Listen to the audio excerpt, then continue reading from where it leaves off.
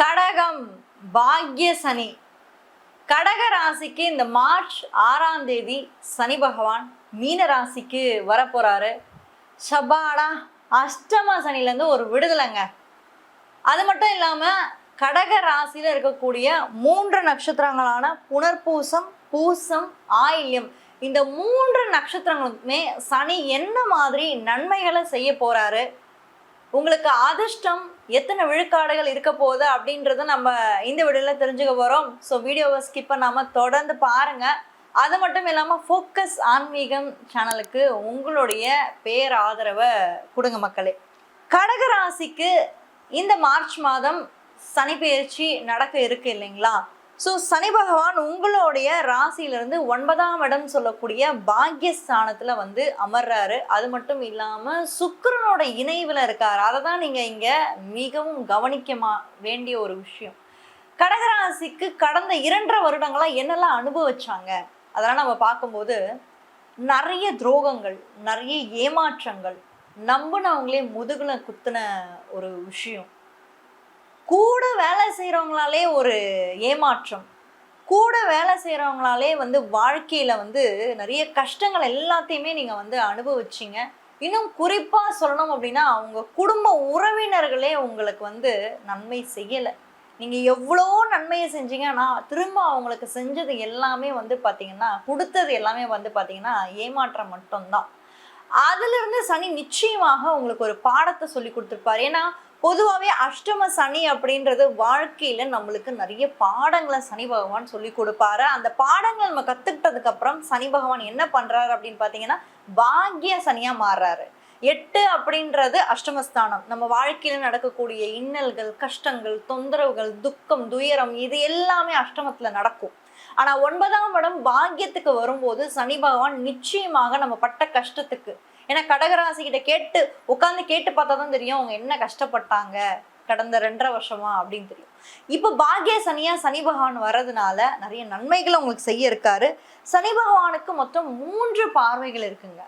அதாவது ஜோதிடத்தில் பார்த்தீங்கன்னா சனி பகவான் இயற்கை பாவரா வர்றாரு.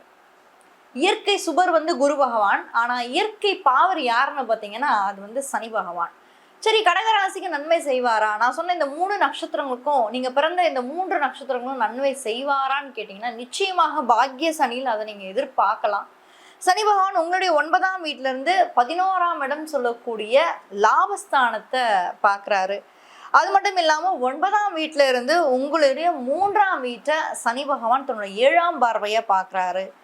9ஆம் வீட்டில இருந்து உங்களுடைய 6ஆம் வீட்டை பார்க்குறாரு. ஸோ இதுதான் சனியோடைய சிறப்பு பார்வைகள்.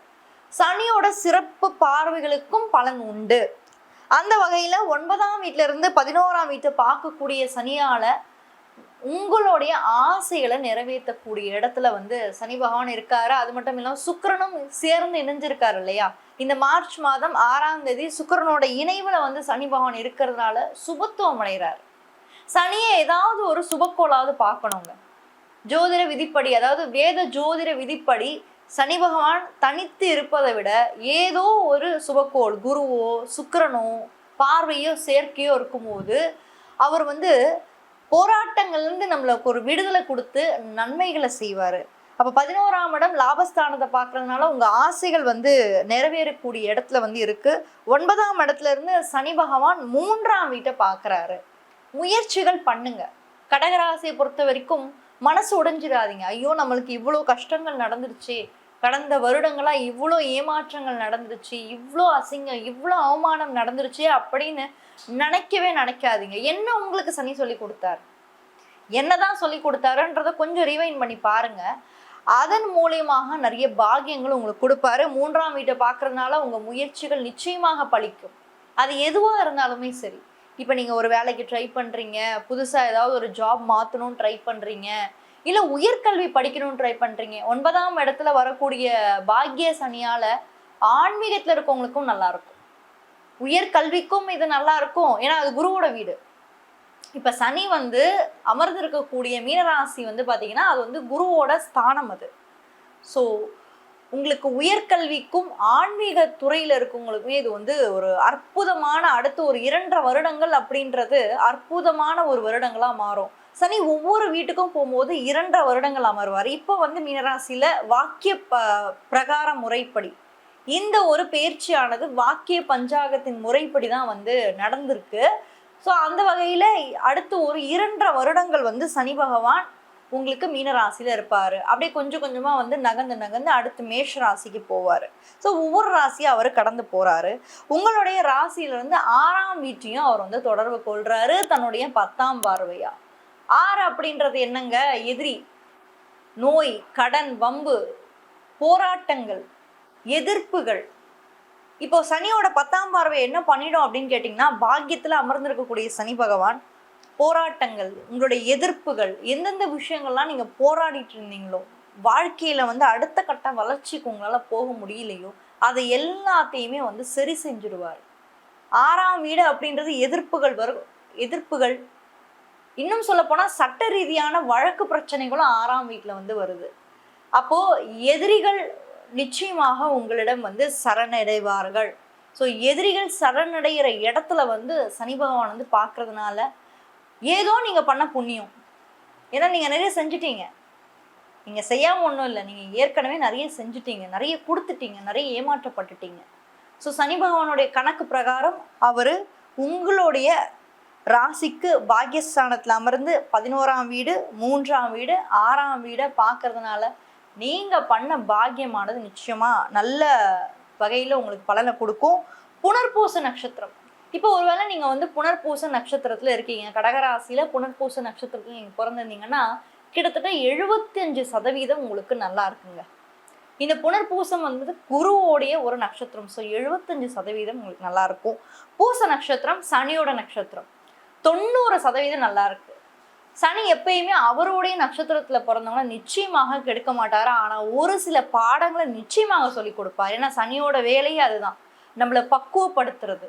ஸோ இது பாக்கிய சனியா வருது இல்லையா, நிச்சயமாக நீங்க பக்குவப்படுவீங்க. ஆயியம் புதனோட நட்சத்திரம். இந்த புதன் எங்க இருக்காரு? அஷ்டமஸ்தானத்துல இருக்காரு. இது கொஞ்சம் ரொம்ப என்னால் கொடுக்க முடியலன்னா கூட ஒரு 75 ஒரு 75% வந்து உங்களுக்கு நல்லாவே இருக்கும். கேதுவோட பார்வையில் இந்த கிரகங்கள் இருக்குது. அதாவது செவ்வாய், புதன், சூரியன், ராகு வந்து கேதுவோட பார்வையில் இருக்கிறதுனால ஒரு 75% வந்து ஆயில்ய நட்சத்திரத்தில் பிறக்கிறவங்களுக்கு நல்லாவே இருக்குது. சனி பகவானை வழிபடுறது இந்த சிறப்பாக இருக்கும். நிறைய பேர் கேட்பீங்க, இந்த கோயில் வழிபாடு பண்ணுறது, பரிகாரங்கள்லாம் பண்ணுறது உண்மையிலேயே நடக்குமா, நல்லது நடக்குமா, இல்லை எங்கள் வாழ்க்கையில் ஒரு மாற்றம் ஏற்படுமா, இல்லை இது சும்மா தான் பண்ணுறோமா, இல்லை நம்மளே ஏமாத்திக்கலாமா? அதாவது ஒரு விஷயம் நல்லா புரிஞ்சுக்கோங்க, இந்த கோயில் வழிபாடாக இருக்கட்டும், இல்லை இறை நம்பிக்கையாக இருக்கட்டும், இது எல்லாமே வந்து நம்ம பக்குவப்படுத்தும், நம்மளுடைய ஆன்மாவை வந்து பக்குவப்படுத்தும், இறைவனோட பாதையில் நம்ம வந்து செல்ல வைக்கும். அந்த வகையில் நம்ம கோயிலுக்கு போகிறது அப்படின்னு நம்ம கர்மாக்களை வந்து ரொம்ப தைரியமாக நம்ம ஃபேஸ் பண்ணுறதுக்காக தான், நம்மளுக்கு தைரியம் வர வைக்கணுன்றதுக்காக தான் நம்ம கோயில் வழிபாடுன்னு நம்ம சொல்கிறோம், பரிகாரங்கள் நம்ம பண்ணுறோம். சனி பகவானோட வழிபாடு உங்களுக்கு சிறப்பு வாய்ந்த பலனை கொடுக்கும். குறிப்பாக சொல்லணும்னா புதன்கிழமையில், புதனோட நாளில் சனி பகவானுக்கு நீங்கள் எள்ளு விளக்கு ஏற்றிட்டு வாங்க. நாய்களுக்கு உணவு கொடுங்க. கால பைரவரை அதிகமாக வணங்கி பாருங்க. உங்களுக்கு வரக்கூடிய அது நோய் பிரச்சனையாக இருக்கட்டும், கடன் பிரச்சனையாக இருக்கட்டும், எதிரி பிரச்சனையாக இருக்கட்டும், ஏன்னா சனியோட 10ஆம் பார்வை 6ஆம் வீட்டில் வந்து விழுது. கோர்ட்டு கேஸாக கூட இருக்கட்டும்ங்க, எது வேணாலும் இருக்கட்டும், யார் வேணாலும் உங்களை எதிர்க்கட்டும், அத்தனை எதிர்ப்புகளையும் உடைச்சு வெளியே வரக்கூடிய ஒரு பார்வை தான் சனியோட 10ஆம் பார்வை. பாக்கிய சனியாக வந்து சனி பார்க்குறாரு. ரொம்பவே சூப்பராக இருக்குது. கடகராசி எதுக்குமே பயப்படாதீங்க. அஷ்டம சனியே தாண்டி வந்துட்டீங்க, பார்த்துக்கலாம். லைஃப்பில் வந்து உங்களால் நிறைய விஷயத்தில் இனிமேல் ஜெயிக்க முடியும். நல்லாவே இருக்கும். தேங்க்யூ.